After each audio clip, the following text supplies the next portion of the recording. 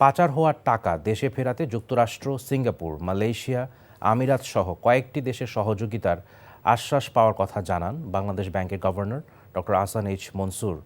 NTV আমিরাত প্রতিনিধি মামুনুর রশিদ জানান, দুবাইয়ে জনতা ব্যাংক ও ইসলামী ব্যাংক আয়োজিত বিভিন্ন এক্সচেঞ্জ, গ্রাহক ও প্রবাসীদের সঙ্গে মত বিনিময় সভায় একথা জানান তিনি।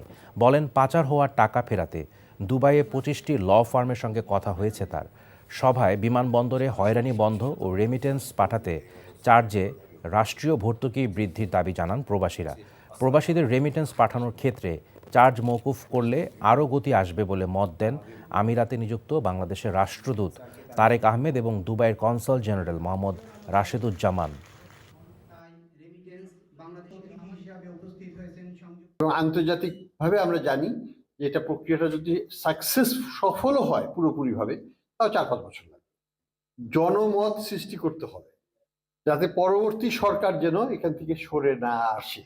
আমাদের দিক থেকে যারাই দেশের বাইরে আছেন তাদের সম্পদকে আমরা ট্রেস করার চেষ্টা করছি। ইউএই যে ফাইন্যান্সিয়াল ইন্টেলিজেন্স ইউনিট আছে তাদের সাথে আমরা সহযোগিতা চাচ্ছি, তারা সহযোগিতা করবে। তাদের কাছে আমরা নাম ঠিকানা পাঠাবো, তারা সেগুলোকে ট্রেস করবে এবং আমরা চাইবো পরবর্তীতে সেগুলোকে তাদের মাধ্যমে জব্দ করতে।